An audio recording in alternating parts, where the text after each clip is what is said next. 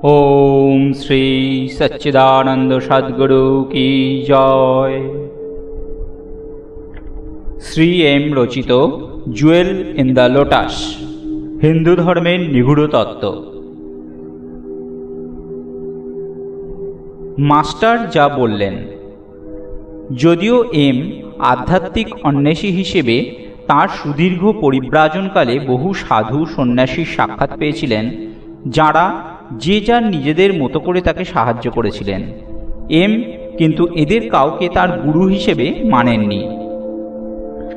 যদিও তাদের প্রতি তাঁর শ্রদ্ধা এবং সম্মান ছিল, তিনি জানতেন একদম ছেলেবেলায় তিনি যাকে দেখেছিলেন এবং যিনি এমের আধ্যাত্মিক পথপ্রদর্শক হতে প্রতিশ্রুতি দিয়েছিলেন, তিনি ছাড়া আর কেউই তার গুরু, যাকে তিনি তার মাস্টার বলতেন, হবেন না। এম কিন্তু ইচ্ছাকৃতভাবে তাকে খুঁজে নিতে চেষ্টা করেননি। তাঁর দৃঢ় বিশ্বাস ছিল সঠিক সময়ে তার মাস্টার বা গুরু ঠিক তার সঙ্গে দেখা করে নেবেন। এবং তিনি শুধু এমের সঙ্গে একাধিকবার দেখাই করেননি, একবার দুজনের তৃতীয় সাক্ষাৎকারের সময় কেদারনাথের এক গুহায় ওরা দুজনে একসঙ্গে এক পক্ষকাল কাটিয়েছিলেন। এই একসঙ্গে থাকার সময়টা এমের জীবনে একটা সন্ধিক্ষণ। এটা তার জীবনের মোড় ঘুরিয়ে দেয়। সেই থেকে তার জীবন বদলে নিয়ে তিনি এখন যেখানে পৌঁছেছেন তাকে সেখানে পৌঁছে দেয়। পরবর্তী অধ্যায়টা এমের সঙ্গে তার মাস্টারের যে কথোপকথন হয়েছিল তার স্মৃতি থেকে অনুলিখন। এম এটা জোর দিয়ে বলেন যে তার সেখানে থাকার সময় জুড়ে প্রশ্ন উত্তর এই অধিবেশনগুলো তার বহু সংশয় সন্দেহের নিরসন করে দিয়েছিল। এক পবিত্র ঐতিহ্য অনুযায়ী এই কথোপকথনকে একেবারে একই ধাঁচে পুনর্পরিবেশন করাটাই ন্যায্য বা ন্যায়সঙ্গত। সে ঐতিহ্য হল সেই ঐতিহ্য বা পরম্পরা যার দ্বারা অধিকাংশ ধর্মীয় সাহিত্য, ভাগবদ্গীতার একটা উদাহরণ, এক হাত থেকে অন্য হাতে বা প্রজন্ম থেকে প্রজন্মান্তরে হস্তান্তরিত হয়েছে ক্যাটেকিজম বা প্রশ্নোত্তরের আকারে। এই পদ্ধতির সুবিধা হল সংযোগ বা যোগাযোগের মাধ্যমে হিসাবে এটা বক্তৃতার চেয়ে অনেক ভালো এবং কার্যকরী। এই পদ্ধতিতে শিক্ষক একজন আন্তরিক এবং একনিষ্ঠ ছাত্রের প্রশ্নের উত্তর দেন, একসঙ্গে জড়ো হওয়া বিমুগ্ধ ছাত্রদের, যাদের এই বিষয়ে আগ্রহ বিভিন্ন স্তরের, সামনে বাগাড়ম্বর পূর্ণ বক্তৃতা না দিয়ে। আশা করি এই পুনঃ পরিবেশনায় ও আলাপচারিতার সারবত্তা ফুটে বের হবে। এমের সঙ্গে তার মাস্টারের যে কথোপকথন, এই কথোপকথনের একটা আকর্ষণীয় বা মজাদার দিক হলো এই যে আলাপচারিতার চলার সময় এটা যান্ত্রিকভাবে বা হাতে হাতে নথিবদ্ধ বা লিপিবদ্ধ হয়নি। এটা কিন্তু যে এম এর আগ্রহের অভাবের জন্য বা ভুলবশত হয়নি তা কিন্তু নয়। বিশেষ করে এটা মনে রাখতে হবে এই জন্য যে এম নিজে মনে করতেন তার খুবই ভুলো মন। তার শিক্ষক তাকে এই ধরনের চেষ্টা থেকে বিরত রেখেছিলেন এই বলে যে এটার কোনো প্রয়োজন নেই। তিনি এমকে আশ্বস্ত করেছিলেন, এই বলেছিলেন যে ঠিক সময়ে তার সব কিছু মনে পড়ে যাবে, যদিও সেই সঠিক সময় কখন আসবে সেটা পরিষ্কার করে বলেননি। কয়েক বছর বাদে এম আন্দামানে একজন সাংবাদিক হিসেবে কাজ করছিলেন। প্রায়ই বিকেলের দিকে তার হাতে বেশ কিছু সময় থাকত, আর তিনি সেই সময় তার জয়ই হলো, বা বলা ভালো তার গুরু তার কথা রাখলেন। তিনি অবাক হয়ে এবং অত্যন্ত আনন্দিত হয়ে দেখলেন যে এই পুরো কথোপকথন যেন স্মৃতি থেকে হুড়হুড় করে বেরোতে শুরু করেছে। তার সামনে রাখা কাগজে যেন স্বয়ংক্রিয় এবং স্বতঃস্ফূর্তভাবে শব্দ প্রবাহিত হতে শুরু করেছে। আশা করা যেতে পারে যে কথোপকথনের এই স্থায়ী নথিভুক্তকরণ পাঠকদের বেশ কিছু সন্দেহ সংশয়ের অবসান ঘটাবে, যেমন এমের ক্ষেত্রে ঘটেছিল। সেটা ছিল হিমালয়ে একটা কনকনে ঠান্ডার রাত। গুহার সামনে একটা বিশাল সমান নুড়ি পাথরের ওপর আমরা মুখোমুখি বসেছিলাম। এক স্বর্গীয় আলোকে বরফে ঢাকা রূপালী পর্বতমালা আমাদের ঘিরে রেখেছিল, যেন জ্বলজ্বল করছিল সেই পর্বতমালা। আগে থেকেই আমরা আগুন জ্বেলে রেখেছিলাম, আর আমি মোটা কম্বল জড়িয়ে রেখেছিলাম। কিন্তু তা সত্ত্বেও আমার মুখের সামনে যখন হিমশীতল বাতাস বইছিল, আমি একদম ঠকঠক করে কাঁপছিলাম। আমার গুরুর অবস্থা ছিল আমার এই জবুথবু অবস্থার ঠিক বিপরীত। শুধুমাত্র হাঁটু পর্যন্ত কোমরে জড়ানো সুতির কাপড়টা ছাড়া তার শরীরে আর কিছু ছিল না। ঊর্ধ্বাঙ্গ ছিল সম্পূর্ণ খালি, অনাবৃত। পরে জেনেছিলাম তিনি এই বিদ্যা রপ্ত করেছিলেন। একটা মোড়া পশমের কম্বলের উপর তিনি একদম আরাম করে বসেছিলেন। অন্য কোনো অস্বস্তিই নেই। পদ্মাসনে বসে তিনি এক গভীর আনন্দদায়ক আর দয়ালু হাসি নিয়ে আমার দিকে তাকালেন। তিনি বললেন, আরাম করো, ভয় পাওয়ার কিছু নেই, স্বাচ্ছন্দ্যে আরাম করে বসো। তারপর কি হলো আমি জানি না, তার শব্দগুলো যেন আমার উপর জাদু করল। আমার ক্লান্ত শরীর একদম যেন খাড়া হয়ে প্রায় সেই দুর্গম শিখরে পৌঁছে গেল। আমার পুরো শরীর যেন কোনো জাদু বলে পুনরুজ্জীবিত, চাঙ্গা হয়ে উঠল। আমার পেশিগুলো যেগুলো যন্ত্রণায় কাতর ছিল, সেগুলো থেকে সমস্ত ব্যথা যন্ত্রণা গায়েব হয়ে গেল। ফোস্কা পড়ে যাওয়া পাগুলো আর কোনো কষ্ট দিচ্ছিল না। এমনকি ঠান্ডা হওয়া যা সূচের মতো আমার শরীরের মধ্যে বিঁধছিল, তাও যেন বন্ধ হয়ে গেল। তার থেকে এক অদ্ভুত আরামদায়ক উচ্চতা আমার সমস্ত শরীরের মধ্যে প্রবেশ করল। আমি হঠাৎ আবিষ্কার করলাম আমি আর ক্ষুধার্ত নই, যদিও আমি 3 দিন কিছু খাইনি এবং তখনও পর্যন্ত বুভুক্ষিত ছিলাম। আমার শরীর মন আবার চাঙ্গা হয়ে উঠল। আমি প্রখরভাবে সজাগ হয়ে উঠলাম। আমি আগে কখনো জানতামই না যে আমার মধ্যে এই ক্ষমতা আছে। এটাই ছিল সেই পক্ষকালের প্রথম দিন যা আমি ওনার সঙ্গে কাটিয়েছিলাম। আমার মনের মধ্যে অনেক প্রশ্ন ছিল, অনেক সংশয় দূর করার ছিল। আমি জানতাম না আর কবে আবার আমি এই সুযোগ পাব। আর আমরা শুরু করলাম। স্যার, আমি বহু বছর বেদান্ত নিয়ে পড়াশোনা করেছি।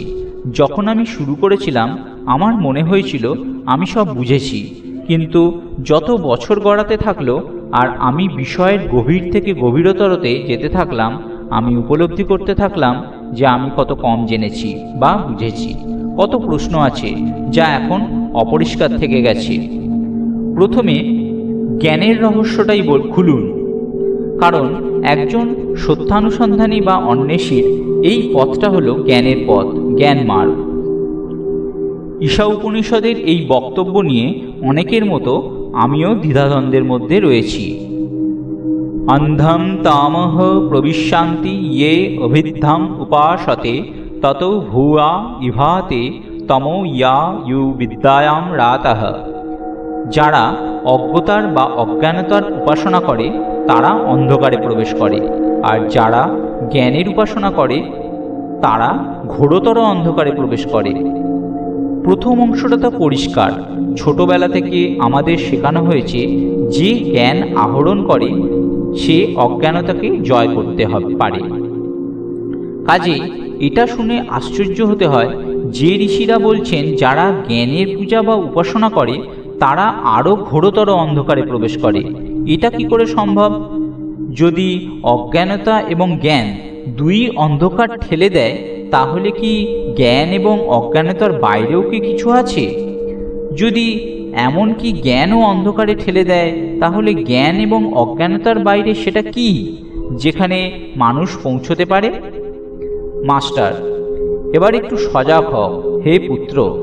সজাগ হওয়া মানে নিজেকে বাড়তি চাপ দেওয়া নয়, আরাম করা এবং শিক্ষাকে ভেতরে গভীরে প্রবেশ করতে দেওয়া, যাতে তোমার আর কোনো সংশয় না থাকে। মন দিয়ে শোনো, আর তারপর যদি তোমার আরও কোনো প্রশ্ন থাকে সেগুলো জিজ্ঞাসা করো। আমরা দুই ঘনিষ্ঠ বন্ধুর মতো সমস্ত বিষয়গুলো এবং অন্তরঙ্গ সমস্যাগুলো আলোচনা করব। আমাদের মধ্যে ভালোবাসা রেখে সম্পূর্ণ খোলাখুলি সমস্ত আলোচনা করব। হ্যাঁ, একথা সত্যি যে অনেকেই উপনিষদের আপাত স্ববিরোধী বক্তব্য নিয়ে সংশয়াচ্ছন্ন বা দ্বন্দ্বে থাকে, কিন্তু তুমি যদি মনোযোগ দিয়ে এটা পরীক্ষা করে দেখো তাহলে দেখবে এর মধ্যে কোনো স্ববিরোধ বা পরস্পর বিরোধিতা নেই। যারা অজ্ঞানতাকে উপাসনা করে তারা অন্ধকারে প্রবেশ করে। এটা কি একদম পরিষ্কার নয়? অজ্ঞানতা, অজ্ঞতা, অবিদ্যা হলো জ্ঞানের অভাব। জ্ঞান আহরণ করেই অজ্ঞানতাকে ধ্বংস করা যায়। উপনিষদ কোথাও বলেনি জ্ঞান আহরণ করো না, কারণ জ্ঞান হলো একমাত্র অস্ত্র যা অজ্ঞানতাকে দূর বা ধ্বংস করতে পারে। আমরা যা কিছু শিখি তাই জ্ঞান। এই যে তুমি আমার থেকে যা শিখছো সেটাও তাই। তাহলে জ্ঞান কিভাবে অন্ধকারকে ঠেলে দেয়? মন দিয়ে শোনো, উপনিষদ একথা বলেনি যে জ্ঞান অন্ধকারে ঠেলে দেয়। সে শুধু যেটা বলেছে তা হলো যারা জ্ঞানের উপাসনা করে তারা আরও ঘোর অন্ধকারে প্রবেশ করে। একথাকে খুব কাছ থেকে ভালোভাবে পরীক্ষা নিরীক্ষা করে দেখতে হবে। ধরা যাক তুমি একটা কাঁটা গাছের ক্ষেতের মধ্যে হেঁটে ঢুকছো, আর তোমার পায়ে বেশ কিছু কাঁটা ঢুকেছে। তুমি জানতে না, তুমি অজ্ঞ ছিলে যে এটা একটা কণ্টকময় এলাকা। তুমি তোমার খালি হাত দিয়ে সে কাঁটাগুলোকে বের করতে চেষ্টা করলে, কিন্তু পারলে না। কাজেই এবার তুমি আরও একটা ধারালো, আরও লম্বা, আরও শক্তপোক্ত কাঁটা খুঁজে বের করলে ওই আগের কাঁটাগুলো বের করার জন্য, কারণ কাঁটাগুলো পায়ের অনেক গভীরে ঢুকে গিয়েছিল। খালি হাত দিয়ে বের করা অসম্ভব। ঠিক একইভাবে তুমি অজ্ঞানতার কাঁটা আর যন্ত্রণা দূর করো জ্ঞানের কাঁটা দিয়ে।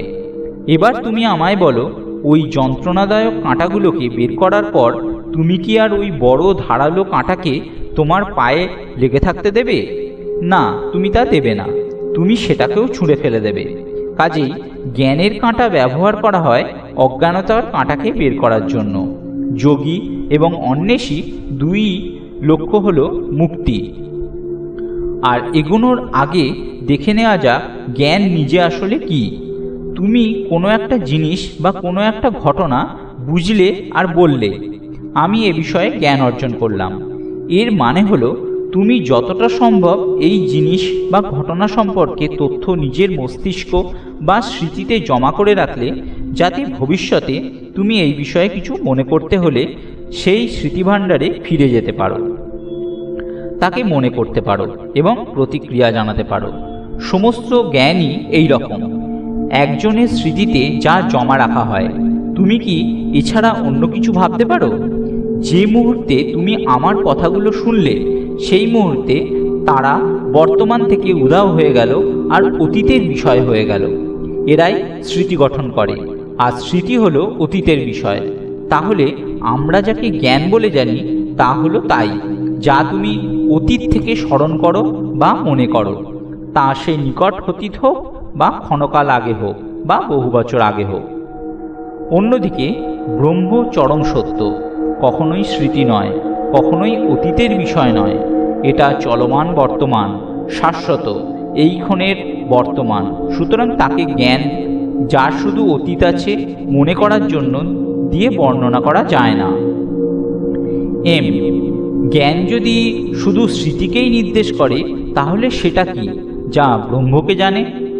মাস্টার, এটাকে শুধু ধারণাগতভাবে বোঝার জন্য আমাদের হয়তো বিভিন্ন ধরনের জ্ঞানের মধ্যে দিয়ে যেতে হতে পারে। একদম নিম্নতম স্তরে রয়েছে অজ্ঞান, আমাদের ইন্দ্রিয়গুলো থেকে পাওয়া এই পৃথিবীর বিষয়ে জ্ঞান। অজ্ঞানের উপরের স্তরে রয়েছে নিজের বা সত্তা সম্পর্কে জ্ঞান, আর যুক্তি, মেধা, বুদ্ধি, প্রাচীন পুঁথিপত্রের শিক্ষকদের থেকে পাওয়া জ্ঞান। এরও ওপরে রয়েছে বিজ্ঞান, ভেদাভেদকারী জ্ঞান, যা বাস্তবের সঙ্গে আপাত বা তুলনামূলকের পার্থক্য করতে পারে। যে এই বিজ্ঞানের স্তরে পৌঁছে গেছে সে সর্বদা এই স্তরে থাকার চেষ্টা করতে করতে ঘষে মেজে একে নিখুঁত জায়গায় নিয়ে যেতে পারে।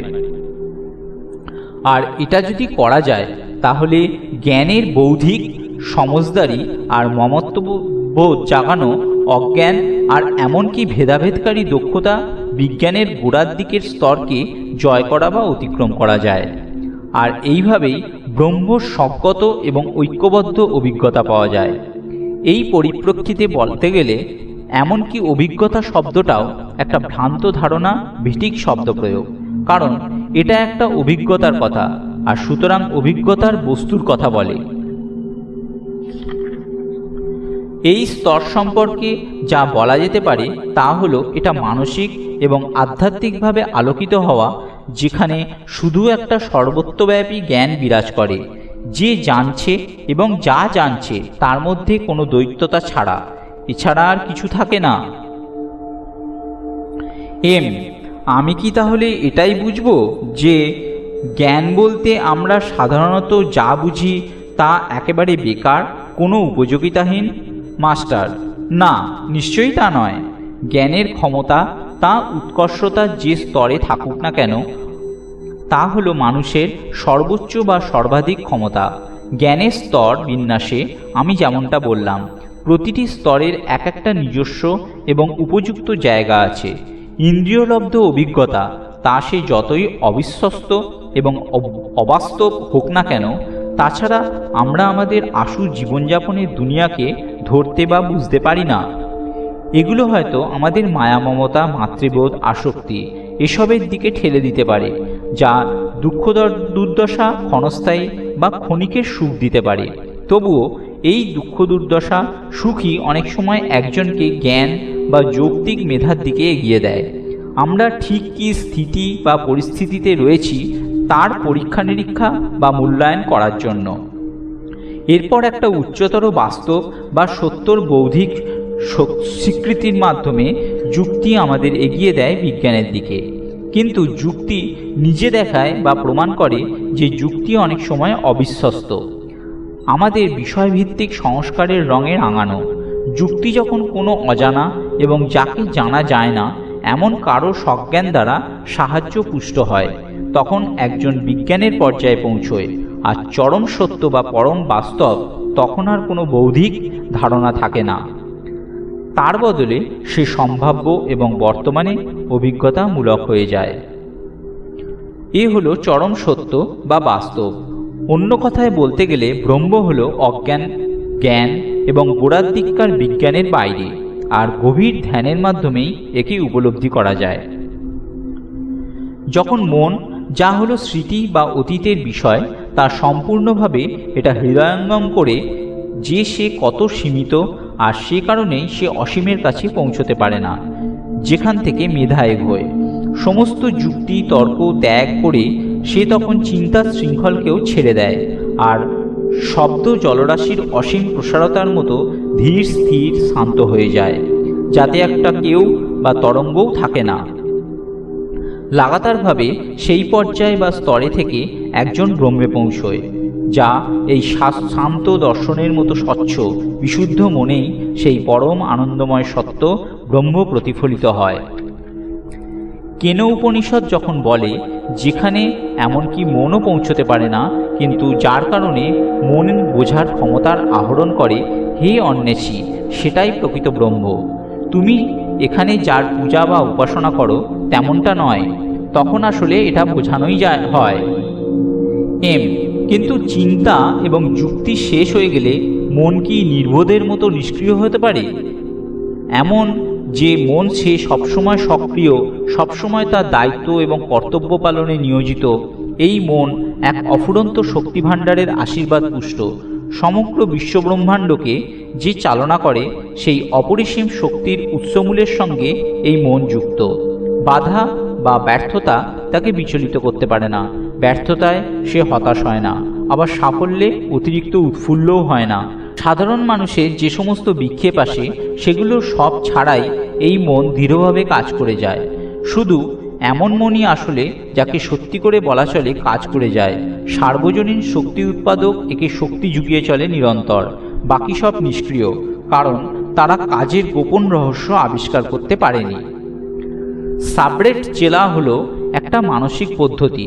কোনো এক নতুন অভিজ্ঞতা যখন আগে মূল্যায়ন করা বা পরখ করা চেতনার বিষয় বা বস্তুর বিরোধিতা করে, তখন একজন ওই আগের মূল্যের অবমূল্যায়ন করে। আর একমাত্র অভিজ্ঞতা বা মানসিক স্থিতি যেখানে বিষয়বস্তুর অবমূল্যায়ন করা যায় না বা ধারণাই করা যায় না, তা হলো বিশুদ্ধ আধ্যাত্মিক পরিচিতির অভিজ্ঞতা। এটা এমন এক অভিজ্ঞতা যেখানে স্বয়ং এবং অস্বয়ং এবং অহংকার ও পৃথিবীর মধ্যে বিভেদকে অতিক্রম করা যায়। এবার এমন কিছু মহান মানুষদের মনের দিকে দেখা যাক, যারা শুধু চিন্তাশীলই ছিলেন না, কাজও করে গেছেন। আদি শঙ্করাচার্য ছিলেন অদ্বৈত বেদান্তর অন্যতম অগ্রণী প্রচারক বা পুরোধা। সে কথায় আমি পরে আসব। তিনি একজন অসাধারণ সন্ন্যাসীও ছিলেন। একজন সাধারণ মানুষ যে কাজ পূর্ণ করতে শতাধিক বছর লাগিয়ে দিতে পারে বা বহু জীবন ধরেও শেষ করে উঠতে পারত না, তিনি মাত্র 32 বছরের জীবনকালে তা করে দিয়ে গেছেন। তিনি এই বিশাল দেশের এ প্রান্ত থেকে ও প্রান্ত পর্যন্ত পায়ে হেঁটে পরিভাজন করেছেন। প্রাচীন পুঁথিপত্র ধর্মগ্রন্থের ওপর বিশালায়তন ধারাভাষ্য লিপিবদ্ধ করে গেছেন। অসংখ্য বিদ্বান পণ্ডিতদের সে বিষয়ে বিতর্কে মগ্ন করেছেন, আর যেখানেই গেছেন মন্দিরের সংস্কার করেছেন। আর তিনি সবেতেই সফল হয়েছেন, কারণ তিনি কাজের গভীর গোপন রহস্য বুঝতে পেরেছিলেন।